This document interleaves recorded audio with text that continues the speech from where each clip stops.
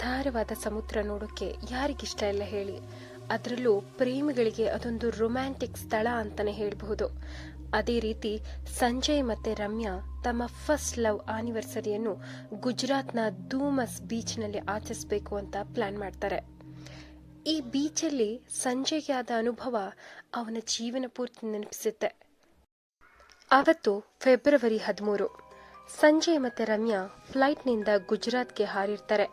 ಅಲ್ಲಿಂದ ಧೂಮಸ್ ಬೀಚ್ಗೆ ಹೋಗಿ ಸಖತ್ ಎಂಜಾಯ್ ಮಾಡಿರ್ತಾರೆ.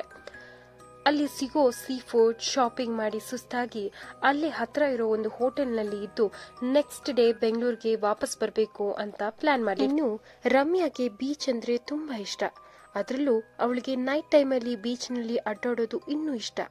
ಇದೇ ಕಾರಣಕ್ಕೆ ಸಂಜಯ್ ಧೂಮಸ್ ಟ್ರಿಪ್ ಪ್ಲಾನ್ ಮಾಡಿರ್ತಾನೆ. ರಮ್ಯಾ ರಾತ್ರಿ ಡಿನ್ನರ್ ಮಾಡಿದ ನಂತರ ಮತ್ತೊಮ್ಮೆ ಬೀಚ್ಗೆ ಹೋಗ್ಬೇಕು ಅಂತ ಹಠ ಹಿಡಿತಾಳೆ. ಆದರೆ ಸಂಜಯ್ ನೋ ಅಂತ ಹೇಳಿರ್ತಾನೆ. ರಮ್ಯಾ ಮಾತ್ರ ಸಂಜು ಮಲಗಿದ ನಂತರ ಧೂಮಸ್ ಬೀಚ್ಗೆ ಹೋಗಿ ಸ್ವಲ್ಪ ಸಮಯ ಕಳಿಬೇಕು ಅಂತ ಪ್ಲಾನ್ ಮಾಡ್ಕೋತಾಳೆ. ಧೂಮಸ್ ಬೀಚ್ ಬೆಳಕಿನ ಹೊತ್ತು ಎಷ್ಟು ಸುಂದರವಾಗಿ ಕಾಣುತ್ತೋ ರಾತ್ರಿ ಸಮಯದಲ್ಲಿ ಅಷ್ಟೇ ಭಯಾನಕವಾಗಿರುತ್ತೆ. ಸಂಜಯ್ ಮಧ್ಯರಾತ್ರಿ ಸಮಯದಲ್ಲಿ ಎಚ್ಚರ ಆದಾಗ ಬೆಡ್ನ ಪಕ್ಕದಲ್ಲಿ ರಮ್ಯಾ ಇರಲ್ಲ. ಸಂಜಯ್ ತುಂಬಾನೇ ಟೆನ್ಷನ್ ಮಾಡ್ಕೋತಾನೆ.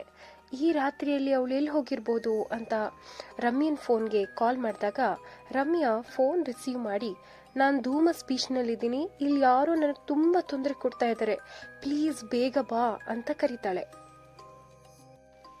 ಬೀಚ್ಗೆ ಓಡ್ ಹೋದ ಸಂಜಯ್ಗೆ ರಮ್ಯಾ ಎಲ್ಲೂ ಕಾಣಲ್ಲ. ಕತ್ತಲಿನಲ್ಲಿ ಆ ಬೀಚ್ ಭಯಾನಕವಾಗಿ ಕಾಣ್ತಾ ಇರುತ್ತೆ. ಸಂಜಯ್ಗೆ ರಮ್ಯಾನ ಎಲ್ಲಿ ಹುಡುಕ್ಬೇಕು ಅಂತಾನೆ ಗೊತ್ತಾಗಲ್ಲ. ಅವನು ವಾಪಸ್ಸು ಹೋಗೋಕ್ಕಾಗ್ದೆ ಅವಳನ್ನ ಹುಡ್ಕೋಕ್ಕೂ ಆಗದೆ ತುಂಬಾ ಕನ್ಫ್ಯೂಸ್ ಆಗಿರ್ತಾನೆ. ಸ್ವಲ್ಪ ದೂರ ಕತ್ಲಲ್ಲಿ ನಡ್ಕೊಂಡು ಹೋಗುವಾಗ ಅಲ್ಲಿ ಯಾರೋ ಒಂದು ಹುಡುಗಿ ಕೂತಿರೋ ತರ ಕಾಣುತ್ತೆ. ಅದು ರಮ್ಯಾನೇ ಇರಬಹುದು ಅನ್ಕೊಂಡು ಸಂಜಯ್ ಅವಳ ಹತ್ರ ಓಡೋಗ್ತಾನೆ. ಹಿಂದೆಯಿಂದ ರಮ್ಯಾ, ಏನಾಯ್ತು ನಿನಗೆ? ನಾನು ಹೇಳಿಲ್ವಾ ರಾತ್ರಿ ಟೈಮಲ್ಲಿ ಬೀಚ್ಗೆ ಬರಬೇಡ ಅಂತ? ಯಾರೇನ್ ತೊಂದರೆ ಕೊಟ್ರು, ಅವರೆಲ್ಲಿ ಅಂತ ಎಷ್ಟೊಂದು ಪ್ರಶ್ನೆ ಕೇಳಿದ್ರು ಕೂಡ ಸಂಜಯ್ಗೆ ಅವಳಿಂದ ಯಾವುದೇ ಉತ್ತರ ಬರ್ತಿರಲ್ಲ. ಅವನು ಅವಳ ಎದುರುಗಡೆ ಹೋಗಿ ನಿಂತಾಗ ಅವಳ ಮುಖ ನೋಡಿ ಗಟ್ಟಿಯಾಗಿ ಕಿರ್ಚ್ತಾನೆ. ಯಾಕಂದ್ರೆ ಆ ಹುಡುಗಿ ಮುಖ ರಕ್ತದಿಂದ ವಿಕಾರವಾಗಿರುತ್ತೆ. ಆ ಭಯಾನಕ ದೇಹ ಅವನನ್ನ ಹಿಂಬಾಲಿಸ್ಕೊಂಡು ಬರ್ತಾ ಇರತ್ತೆ. ಅಷ್ಟೇ ಅಲ್ಲದೆ ಆ ಬೀಚ್ ಮರಳು ಕೂಡ ಅವನ ಕಾಲನ್ನು ಎಳಿತಿರುತ್ತೆ. ವಾಸ್ತವವಾಗಿ ಅದು ರಮ್ಯಾ ಆಗಿರ್ಲಿಲ್ಲ, ಅದೊಂದು ಆತ್ಮ ಆಗಿತ್ತು. ಅಲ್ಲಿಂದ ಎದ್ನೋ ಬಿದ್ನೋ ಅಂತ ಹೋಟೆಲ್ ರೂಮ್ಗೆ ಬಂದ ಸಂಜಯ್ಗೆ ಮತ್ತೊಂದು ಶಾಕ್ ಆದಿರುತ್ತೆ. ಅದೇನಂದ್ರೆ ಬೆಡ್ ಮೇಲೆ ರಮ್ಯಾ ಅಳ್ತಾ ಕೂತಿರ್ತಾಳೆ. ಹೆದರ್ಕೊಂಡ್ ಬಂದ ಸಂಜಯ್ನ ನೋಡಿ ರಮ್ಯಾ ಗಾಬರಿಯಿಂದ ಏನಾಯ್ತು ಅಂತ ಕೇಳಿದಾಗ ಸಂಜಯ್, ನೀನು ಆಗ್ಲೇ ಎಲ್ಲಿಗೆ ಹೋಗಿದ್ದೆ? ನೀನು ಆಗ್ಲೇ ನನಗೆ ಫೋನ್ ಮಾಡಿದ್ದೆ ಅಲ್ವಾ ಅಂತ ಕೇಳ್ತಾನೆ. ನಾವಿಬ್ರು ಊಟ ಮಾಡಿದ ರೆಸ್ಟೋರೆಂಟ್ ಅಲ್ಲಿ ನನ್ನ ಫೋನು ಬಿಟ್ಟು ಬಂದಿದ್ದೆ, ಸೊ ಅದನ್ನ ತಗೊಳಕ್ ನಾನು ಹೋಗಿದ್ದೆ ಅಷ್ಟೇ.